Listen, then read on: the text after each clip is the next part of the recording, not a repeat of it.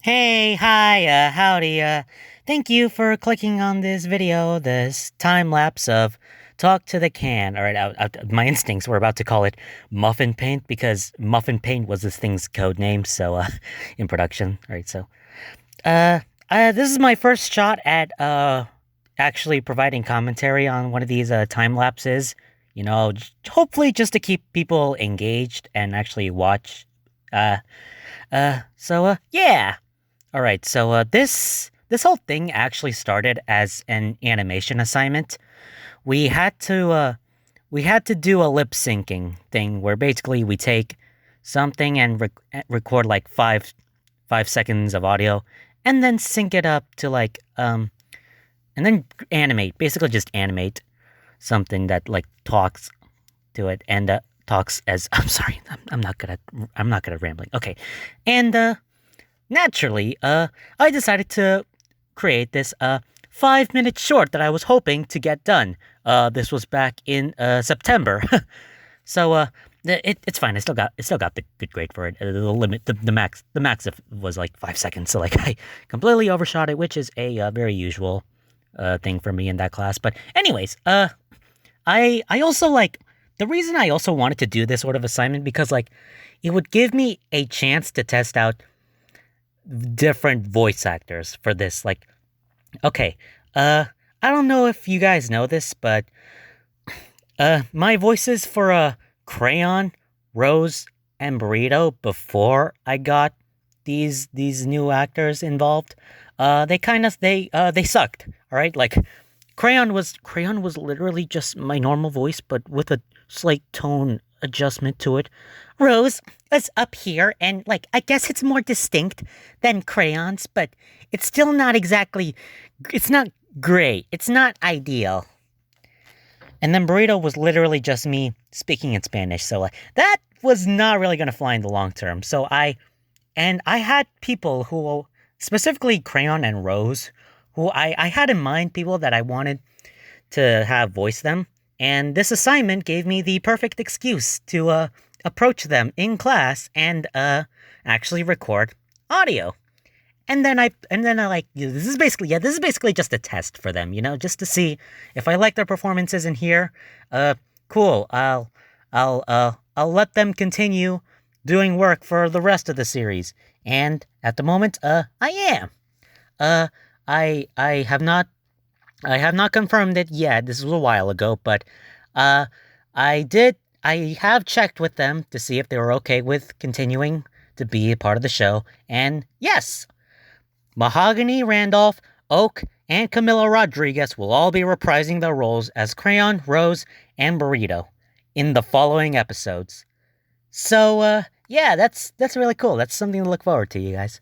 Again, I'm not sure. This was a few weeks ago. I have not sent. I sent them all their scripts for episode 5, but they have not recorded their lines yet. Probably because like they were still busy around the time, which I get. I was super busy around that time as well. So, but I'll give them a little reminder this time around here, like this time, like right. Gosh, I'll let them know. To record their lines because I kind of do want to get started on episode 5. Like, please. I have all my lines done, but I still need to wait for them. Which is, well, okay. Camilla's, I've already got her one line for Burrito, which, that's all. Yeah. Spoilers. Burrito kind of only has one line in the next episode, so I literally recorded it in the same recording session as the Burrito's lines in this short. So yeah. Okay. So okay. I love this moment. I really love this moment that you're seeing on screen. Yes, I am reacting to this thing in real time as you are watching this. Yeah, I love that shot. I had a TA period that I at school that I decided to just like work on this thing, this specific shot. Yes, that means I was on my phone during class. Shut up. It was a TA period. I don't do much in that. And plus, it's my own little personal rebellion against the very stingy, you know, restrictions. So, yeah, take that. Okay. I got all the way up to, okay, so I got all the way up to like this point in terms of animating the short for the class. Like, okay, I got like 5 seconds of like the opening, like up until like the part where it's like Muffin's like last line was like, just answer the question. Like, I got up to that far. And then I also worked on scene 2 separately at home. So, at the same time. So I basically had like 30 seconds of scene 2 to show to the class, and only like 14 seconds of scene 1, which, again, I still got the grade for it.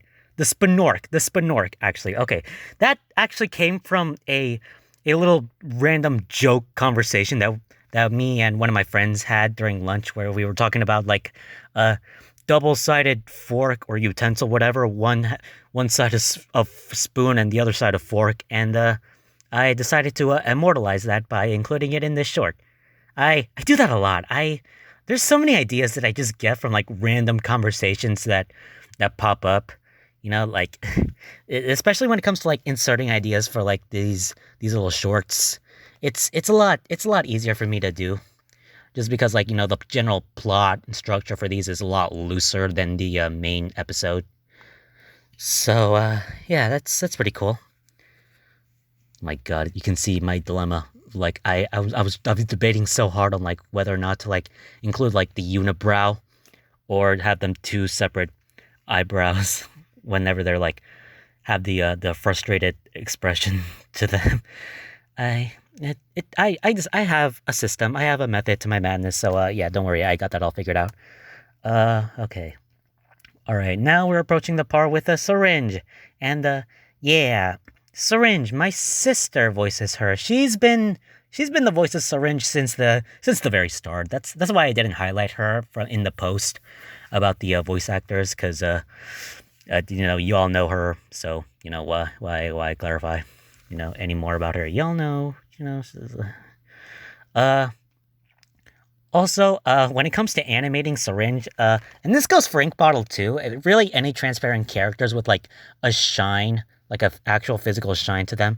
If like I copy and paste the character bodies over like several frames, and the fastest way for me to do that is to like press one frame, press the paste button, press the next frame, press the paste button, press the next frame, press the paste button over and over and over again in quick succession. So what sometimes ends up happening is that I end up pasting two syringes on top of each other, and that means the shine is like, because it's transparent, it shines a little brighter on that one frame than the other frames, because there's two stacked up on top of each other. So yeah, it happened with Ink Bottle in episode 2 actually, where I noticed that his shine, like, sorry, oh my God, I misgender my own characters. Their shine, yeah, my God, okay, their shine was like flashing slightly brighter on some frames, on several frames actually. It wasn't just one frame, so that was a little embarrassing.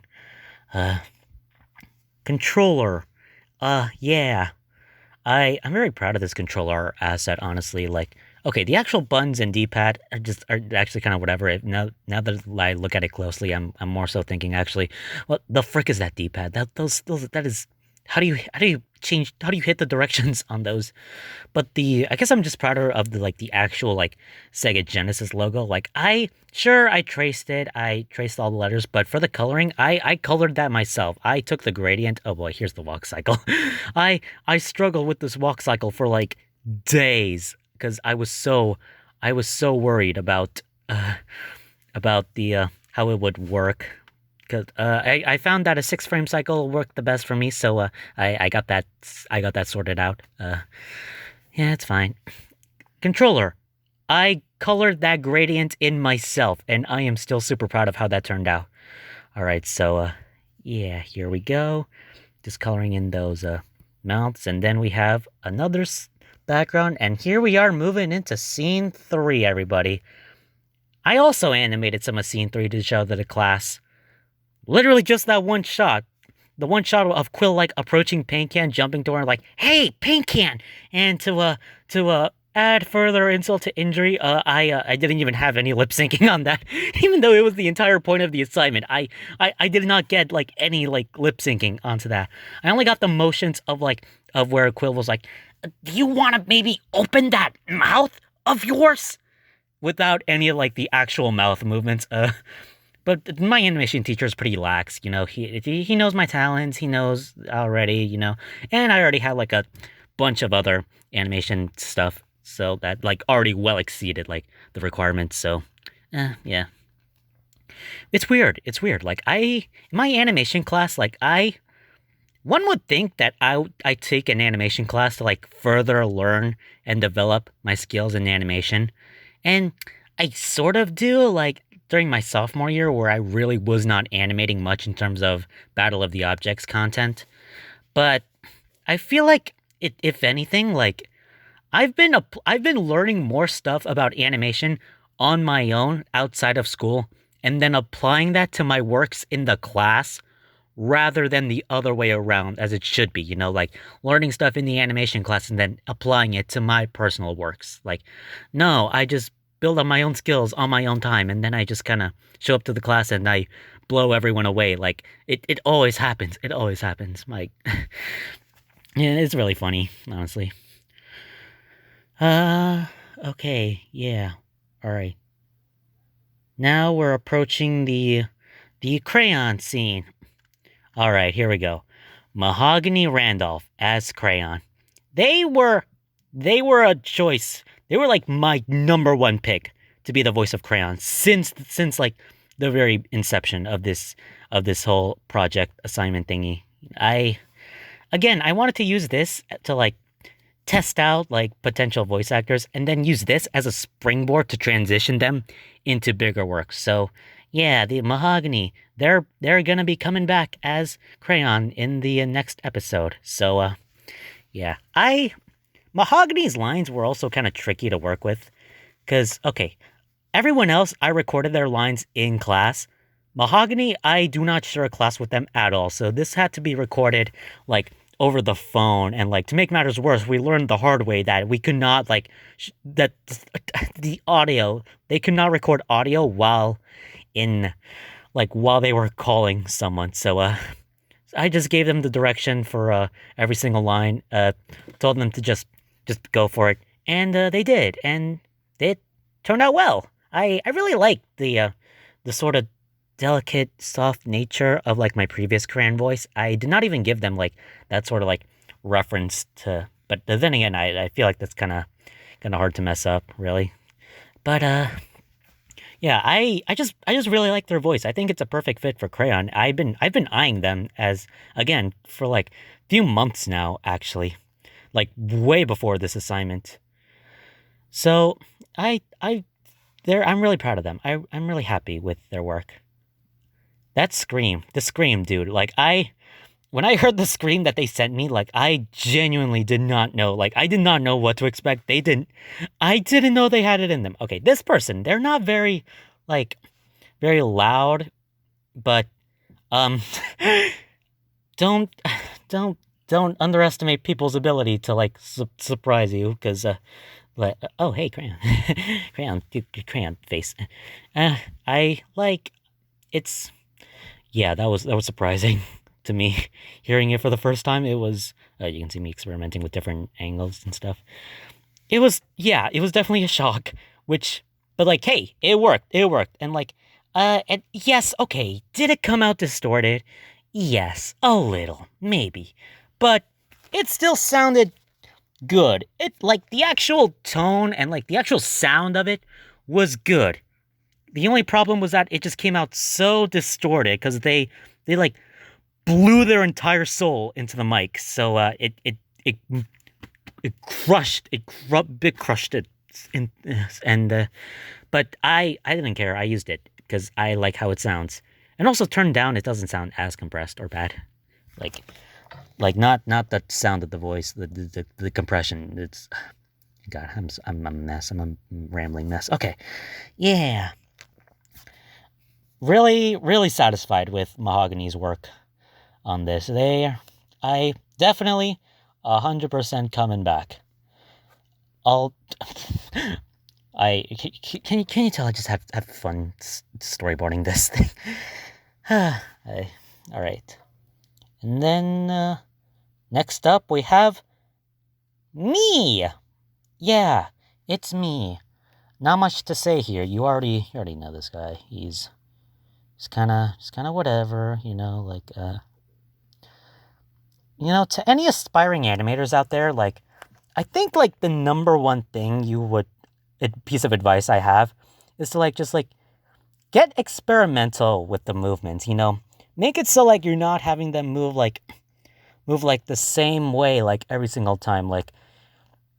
Like, don't just have, like, one frame of transition in between poses. Like, you have one frame that's the previous pose, then you have another frame that's the next frame that's, like, slightly transitions into the next pose, then the third frame that has, like, almost the final pose, and then the fourth frame is finally that pose. Like, yes, it works, and it does look good for what, like, at least at 12 FPS for some movements.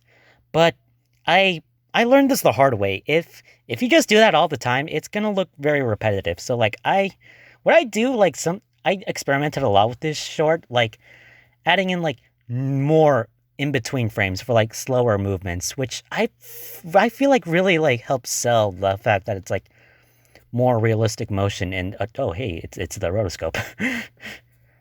I came up with that idea on the spot. That was not an idea I had from the beginning, but it just came to me because, like, I thought it'd be kind of funny. And clearly people thought it was funny too, so I appreciate that. Yeah, so, like, don't be afraid to, like, experiment with moving characters around, Because, again, like, if you just do, like, the same kind of motions over and over again, it just gets repetitive. Oh, hey, I'm referencing the Sudoku thingy bit from the viewer questions. And look, that's the pencil from the episode 6A. Y'all are not getting that anytime soon. I am so sorry. Unless I work on episode 5. Wait. Unless I work on episode 5 and 6 at the same time. No. I'd rather die. All right, this slap. Okay, the slap and Caesar flying away was, like, way harder for me to nail down than I thought it would be. Because, like, because it's weird. I thought I was very good with this sort of motion like that, but it ended up being a little tricky because, like, one, Crayon, doesn't really, I didn't really give Crayon a lot of, like, frames to, like, wind up the slap. So, that was kind of messing up on my part. And, you can see, I was, like, fiddling around a lot with, how to, move him around as he flew to the air. So, like, I had Crayon slap Caesar, and, like, it made it look like a cheek, like a cheek imprint. Oh, hey, it's Rose. A cheek imprint, whatever.